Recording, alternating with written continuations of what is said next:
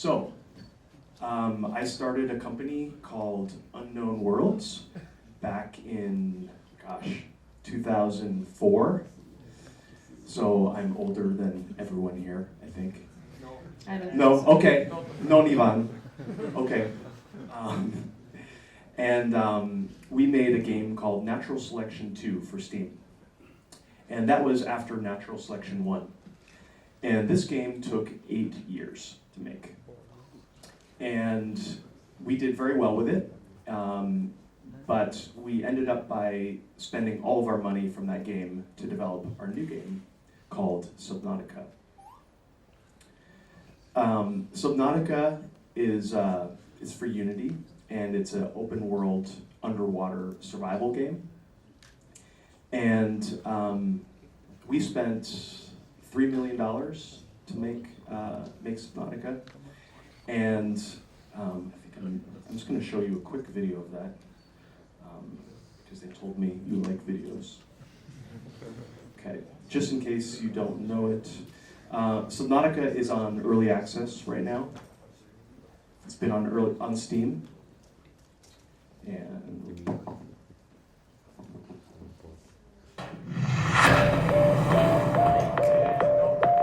right.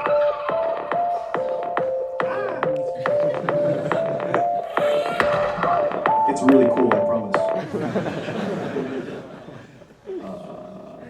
Here we go. Okay.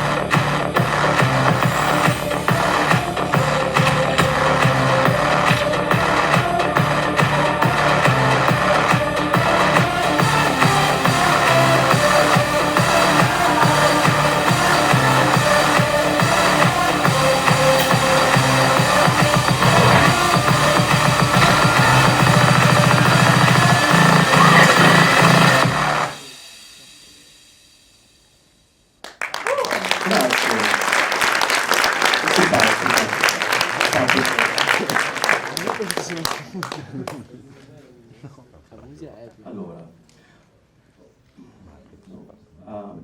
so the reason I am here today is because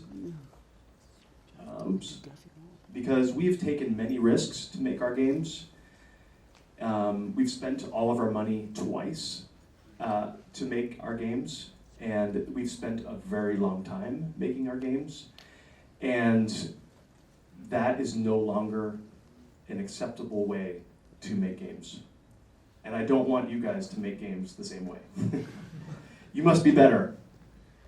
So, we are now at a point where technology is free because of Unity and Unreal, which is something that Ivan and I we would never believe that 20 years ago, that technology could be free. And programming is hard, of course, but we have engines available for everyone. And more importantly, we have Steam. And with Steam, you have a huge audience, and that audience loves playing small, niche, indie games.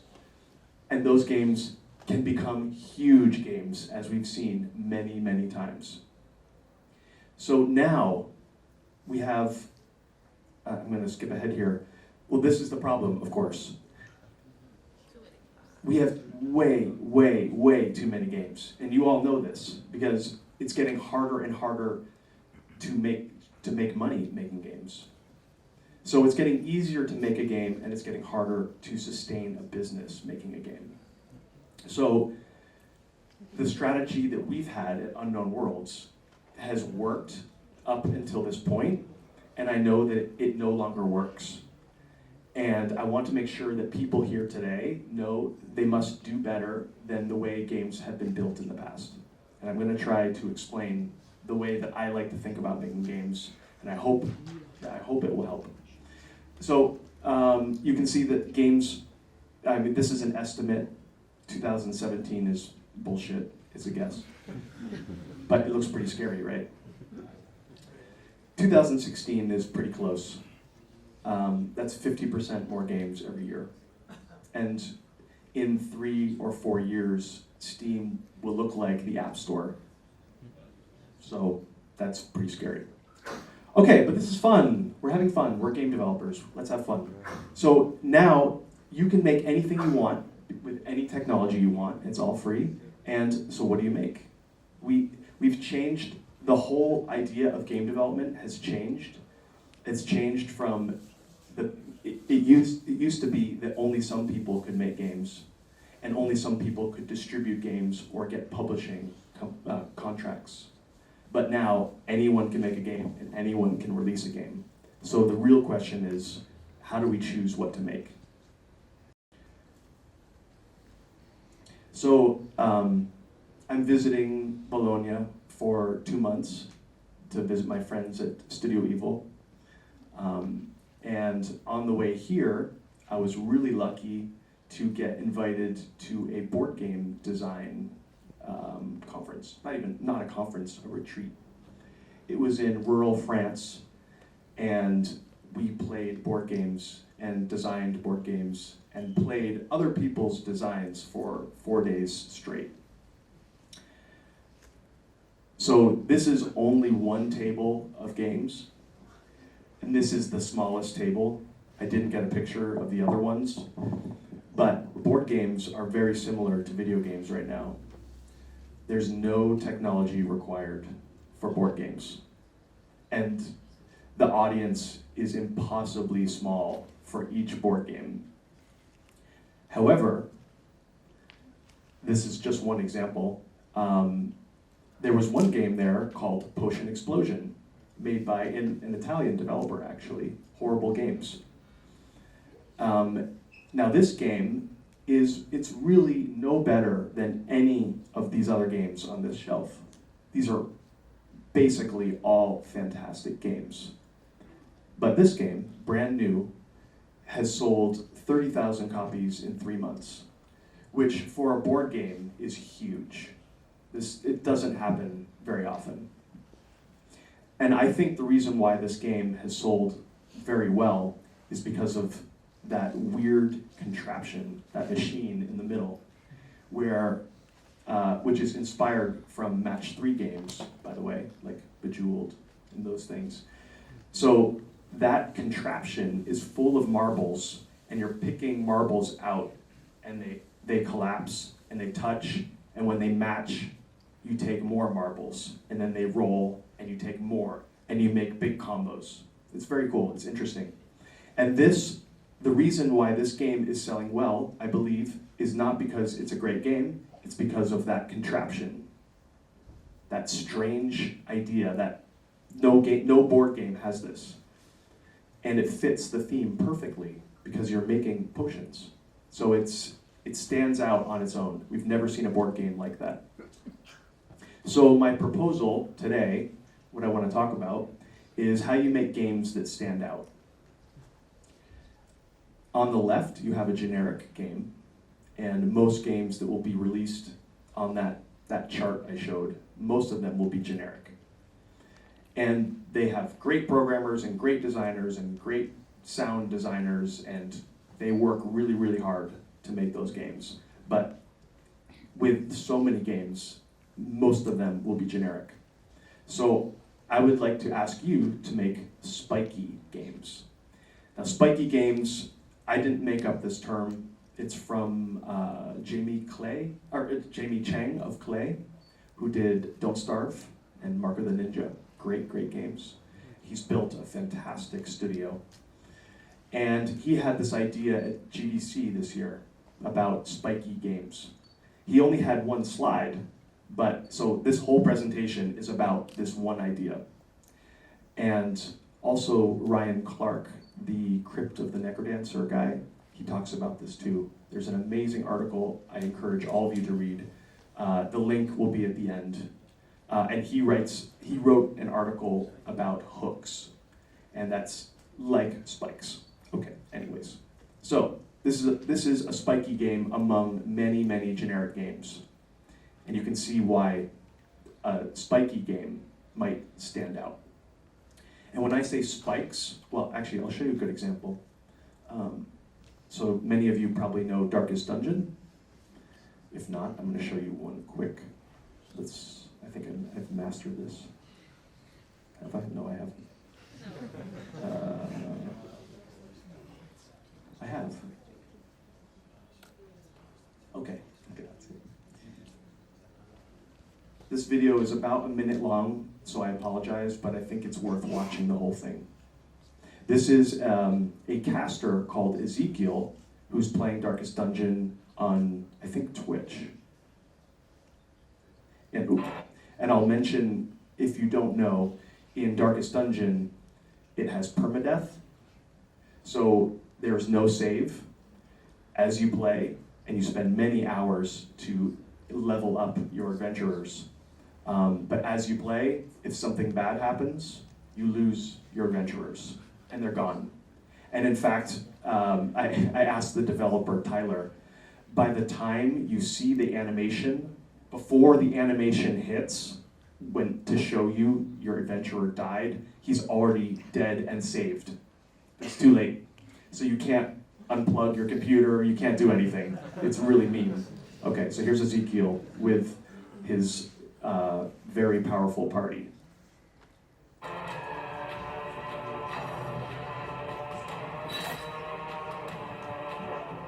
on, healer. Volume? Can you get it louder, maybe? Come on, healer. Baby, you gotta go. Survival is a tenuous proposition. That's okay. Come on, healer. Sprawling tomb. Come on!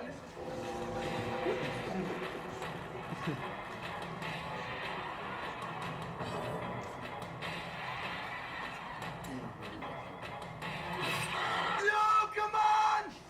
Healer! Healer! Come on!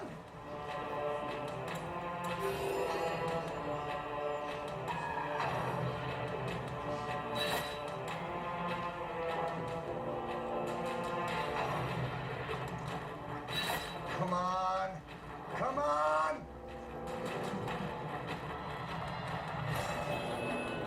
So that's fine as long as you give me one more fucking hint! Find it in no short supply. Don't do it!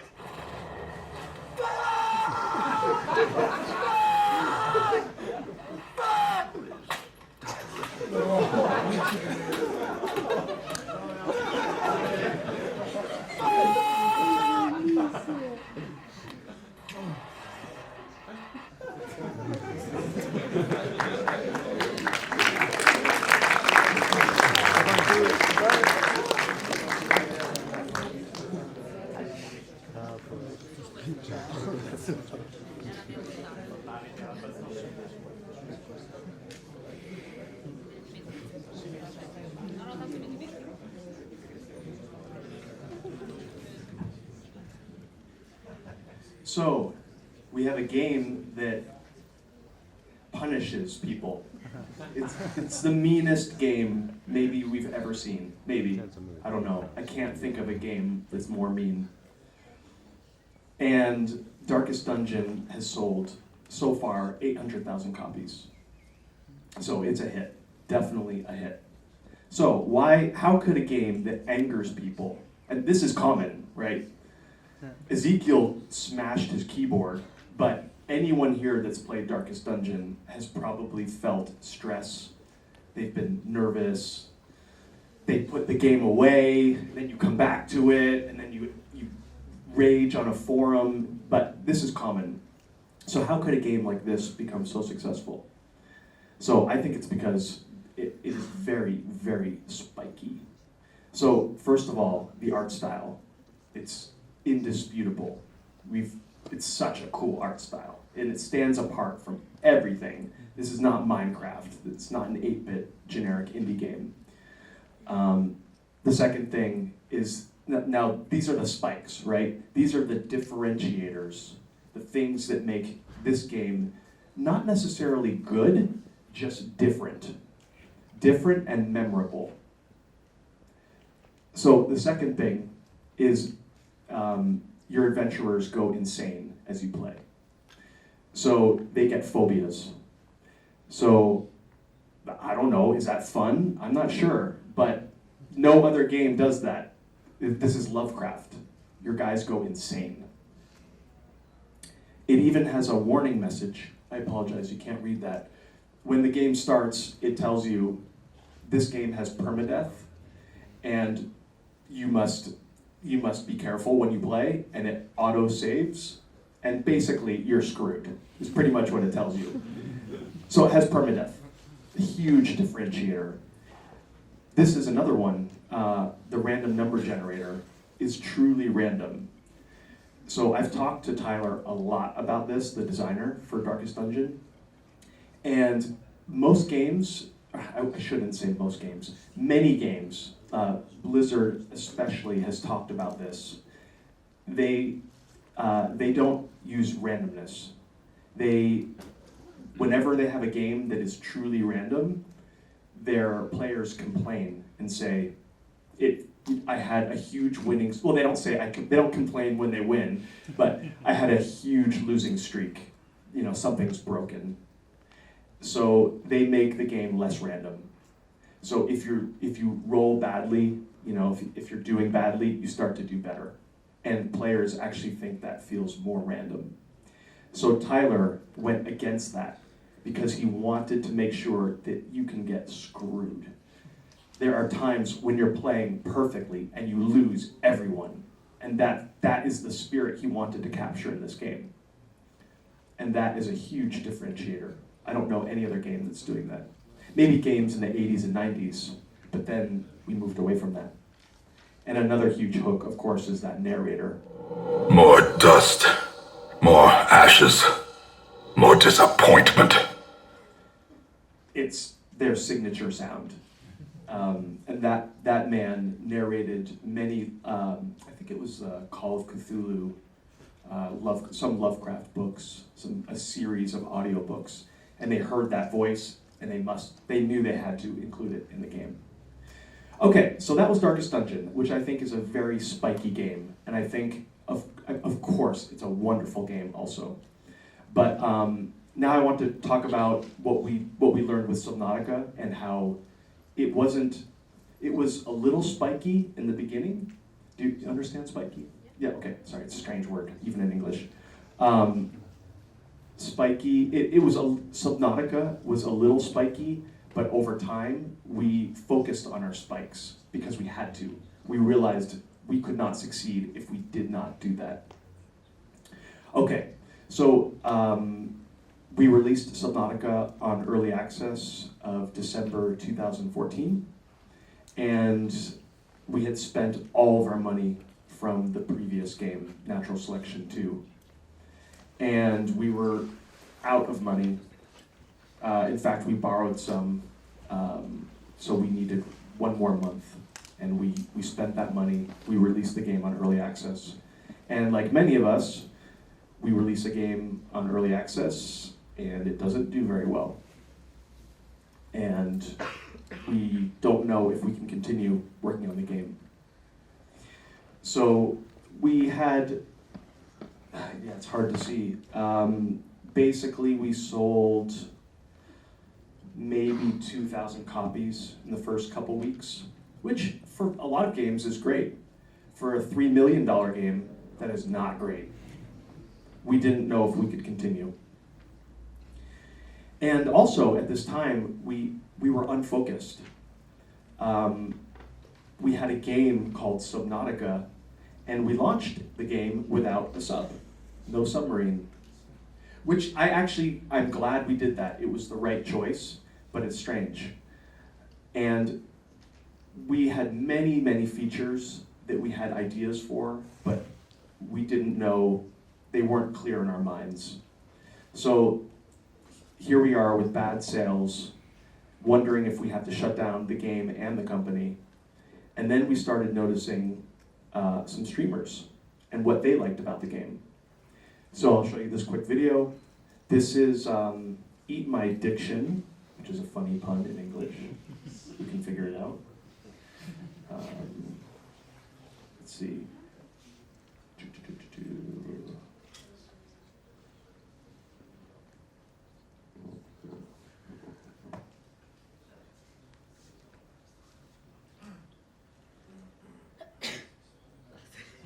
No. What are you talking about, Nick, with monsters? What? Oh, I'm There's playing other people Subnautica. talking in the And background. I'm in the ocean of like an alien world, and I'm trying to go as deep as I can right now before I switch games. Oh, go deep. I'm going deep. Go deep. Oh, it's scary. Can you stop being a Oh broken my bitch? god! Look at his expression on his face. I found Cthulhu! I found Really? Cthulhu! And keep I looking. found Cthulhu! If Halo 5 isn't downloaded, I'm gonna be so mad.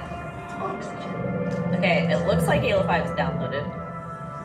Keep watching okay. his face. Okay, he's not depressed anymore, or broken We have the perfect amount, Oh, right? Because it's Oh, I guess they 4v4. don't move right Yeah, now. yeah. Yes, Wonderful. It's Just wonderful. Now, let me, I have to sign in again. He's so happy. He's about to cry. That's scary. Okay, I have Halo 5. We are good. Oh, radiation detected. He's like a child. He is come un bambino. So, I was very happy to see that video, because the experience of seeing that huge creature was what we wanted the game to be. We hadn't figured it out, really, but when we saw that, we knew that's what we wanted. So, one of our spikes was big creatures. We have big underwater creatures. And I can't think of any games that have that. So we cut maybe 20 features from the game, and we started putting in big creatures.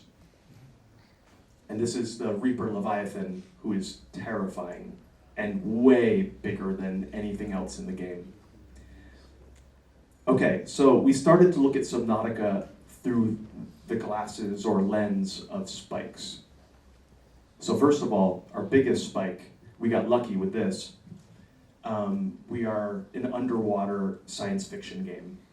And I can't think of any underwater science fiction games. So maybe we got lucky, or we were intuitive with this initial choice, but that was a huge hook. Okay, we're not changing that. Now we learn to put in big creatures. Oops. Yeah, big creatures. We focused on those. Okay, and the third one, oops, taking some time here, is going up. Okay, transitions. Okay, the third hook, which we also kind of got lucky with, maybe, was we wanted no weapons in the game. We wanted a non-violent game. And for a survival game on Steam, it's pretty strange to have no weapons. And we made this choice early in the game. I made the choice, and everyone else hated it. And I just said, we're doing it.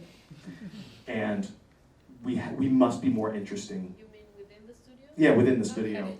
I mean, people like the concept. But then, when you see people on forums say, can we have a spear gun? Just one. Just one. I'm trying to survive. Why can't I shoot this creature? And furthermore, for testing, we actually put in a gun. You could we wanted to test dying creatures, because they can die. And so one of the developers put in shotgun mode, and you just shoot and creatures die, and it's actually really, really fun. I mean, it's super fun for like 10 minutes, and then you're done. So when the team saw this, of course, they wanted just one spear gun. So this turned out to be a massive hook for us, because it forced us, or a hook or a spike, because it forced us to focus on features that other people were not doing. Another one, and this one we got very lucky with, is that it turns out that people are very, very scared of the underwater. And people told us we made a horror game without trying to, because they see some people are scared by open water at the surface. Some people are scared by nothing underwater, just blue. That makes them really scared. Some people get scared of chasms or holes opening below you. Other people are scared of darkness. I mean, it's just amazing how scared people are of this game. And there's almost nothing attacking you. It's just empty, a lot of it. And finally, we had a game that you could build and pilot a submarine. And of course, many games from many years ago have done that, but there's no modern game that I can think of that you can build and pilot a sub. So those were, I believe that by cutting all the other features that we had, I mean, not all of them, but many other features that were not these 5 core ideas, by cutting those other features, we turned everything around from almost bankrupt a year and a half ago to now we've sold 700,000 copies, and we have the highest sales we've ever had at about $1 million a month, which is absolutely incredible. Thank you. I don't want to brag, but we were this close to dying, this close. And I believe that this way of looking at games is a powerful one and necessary for the future. So you can see the red line at the bottom is what the initial numbers were when we launched, just for scale. We're 10 times or more. And finally, in my quest to convince you guys to think about spikes in your games, I wanted to mention the reason why I didn't want weapons in the game is because at the start of the development, we had a mass shooting in Newtown, Connecticut. We had 27 people get shot by a young man with a gun, an automatic weapon. And this was right when Subnautica was starting. And as you probably know, we have huge gun violence problems in the US. And most Americans love guns. And well, I don't know if it's most. Many love guns, many hate guns. And we refuse to change our legislation and our laws. And actually, I don't believe that guns cause violence. Video game violence, I don't believe, causes real life violence. And I'm assuming most people here agree. But I knew there was no way we could make another game with more guns. Just at least one game with no guns. So this was the reason that we chose the non-violence, and it turned out to be one of the best decisions we ever made. So what do you want to make?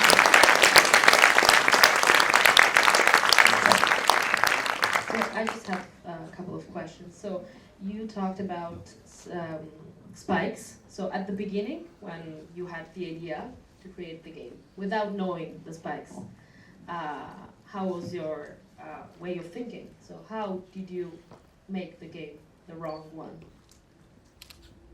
You mean why did we make it without spikes? How did we make it with spikes? So you seated around a table and you said, okay, let's make a, I don't know. Yeah, I mean, underwater game. And made a prototype, which I can show you, but actually I don't have internet right now, but made a prototype with these core elements, with the core elements that you saw, that was in the prototype. And then we showed, well, two of us made the prototype, and then we showed the team, and we showed a few other people, and they started to understand and get excited. And which were the biggest mistake you found in the project? Oh, in the prototype? We had a submarine that you could build piece by piece. like Robocraft or Minecraft. The beginning was building your submarine. And for us, it was a mistake because you could build submarines that were very difficult to pilot.